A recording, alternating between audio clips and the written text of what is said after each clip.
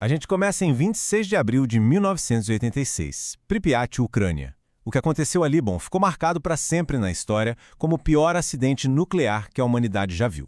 Só que essa história, ela é muito mais do que só uma catástrofe de tecnologia. Olha, a história de Chernobyl, ela começa com uma verdade que é bem desconfortável, sabe? Porque essa não é só a história de um acidente nuclear. É a história de um acidente que, no fim das contas, poderia ter sido evitado. É sobre as decisões, as falhas, os segredos, tudo que transformou o que era um risco em uma tragédia que parecia inevitável. Então, vamos mergulhar nisso para entender como tudo aconteceu de verdade. Para a gente entender o desastre, primeiro a gente precisa entender o sonho por trás dele. Pensa só, década de 1970, a União Soviética está com tudo no seu programa nuclear. Eles não construíam só usinas, eles construíam cidades inteiras ao redor delas, as chamadas Atomgrads. E no meio disso tudo, Pripyat. Pripyat era a joia da coroa. Imagina uma cidade supermoderna, cheia de gente jovem, vibrante, construída ali a só 3 quilômetros da usina de Chernobyl. A idade média da galera? 26 anos. Era um lugar pulsando vida, sabe? Feito sob medida para receber as mentes mais brilhantes do programa nuclear. Era, de fato, um paraíso soviético. E claro, existia todo aquele medo da guerra nuclear, né? Então, para acalmar os ânimos, a propaganda soviética veio com um slogan muito forte: o átomo pacífico. A ideia era bem clara: vamos mudar a imagem do átomo, deixar de ser uma arma de destruição para virar uma fonte de energia limpa, de progresso. Só que por trás dessa fachada toda tinha um segredo bem perigoso. E esse segredo, ele estava bem ali, no coração da usina, o reator RBMK. Pensa num reator que era barato de construir e ainda por cima conseguia produzir plutônio para fins militares. Era a escolha perfeita para o programa nuclear soviético, certo? O problema é que ele vinha com uma falha de projeto, uma falha catastrófica. Ok, para entender essa falha, a gente precisa voltar um pouquinho para o básico. Como funciona um reator nuclear? Pensa assim de um jeito bem simples. É como uma máquina a vapor gigante e super sofisticada. O urânio esquenta a água, essa água vira vapor, o vapor gira uma turbina e pronto, eletricidade. Parece simples, né? Mas o perigo mora justamente nos detalhes. E aqui está a diferença que é crucial. Na maioria dos reatores no mundo, a água tem duas funções: resfriar e também controlar a reação. Ou seja, se por algum motivo se perde a água, a reação simplesmente para. É um sistema à prova de falhas, projetado para ser seguro. Agora, no RBMK, a história era outra. O controle da reação era feito com grafite. E o que isso significa? Significava que se a água fervesse e virasse vapor, a reação nuclear não ia parar, pelo contrário, ela ia acelerar e acelerar violentamente. Então o que a gente tem aqui? Um projeto que era instável na sua essência e o pior, essa informação era escondida dos próprios operadores da usina. O palco para o desastre estava montado. Um acidente num reator RBMK não era uma questão de se ia acontecer, era uma questão de quando. E esse quando chegou. Madrugada de 26 de abril de 1986. A equipe da usina estava se preparando para um teste de segurança. Um teste de rotina que, ironicamente, era para ver justamente como o reator se comportaria caso faltasse energia.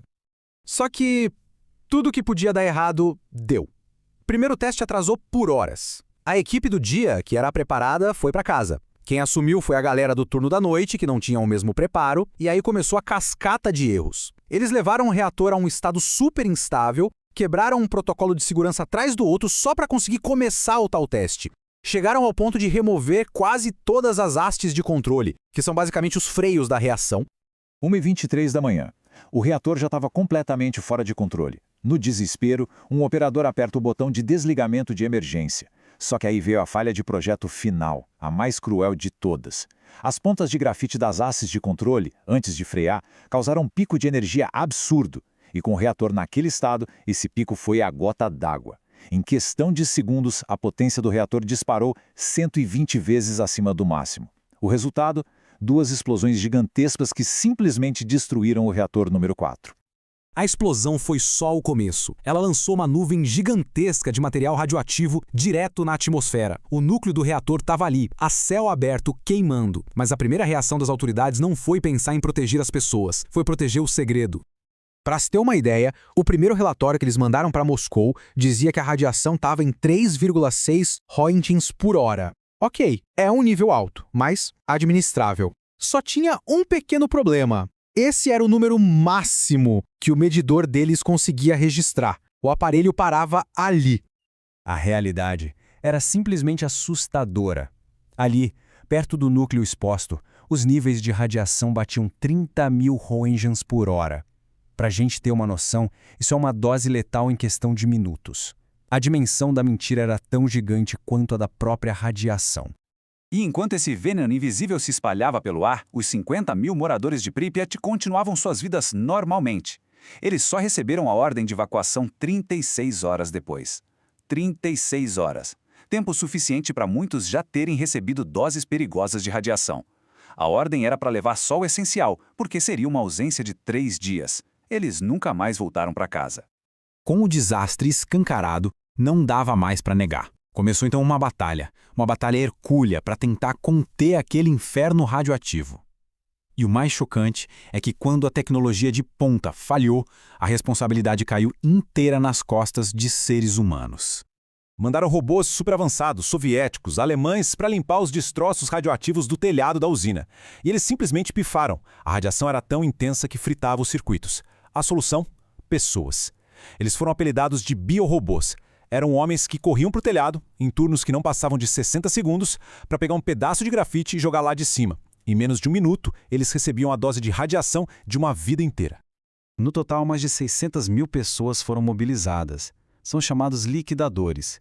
Soldados, bombeiros, civis. Eles lutaram contra o fogo, trabalharam na limpeza da contaminação e construíram o famoso sarcófago de concreto sobre o reator. Muitos deles sacrificaram a própria saúde para impedir que a catástrofe fosse ainda pior. Hoje, a usina está lá, silenciosa. Mas o legado de Chernobyl, esse ecoa até hoje. As cicatrizes, tanto nas pessoas quanto no meio ambiente, são muito profundas e duradouras. O custo humano de verdade. Talvez a gente nunca saiba. O número oficial de mortes imediatas ficou em 31, mas... E as mortes a longo prazo? Por câncer, por outras doenças causadas pela radiação. Aí as estimativas vão de 4.000 até mais de 90.000. A verdade ficou meio que enterrada debaixo de décadas de segredos e de muita incerteza científica. E a tragédia não ficou só na Ucrânia, não. A vizinha Belarus foi quem recebeu a maior parte da chuva radioativa. Pensa só, até hoje, 20% do território deles continua contaminado. 1 em cada 5 cidadãos de Belarus vive em terra envenenada. É um legado terrível e perpétuo do desastre.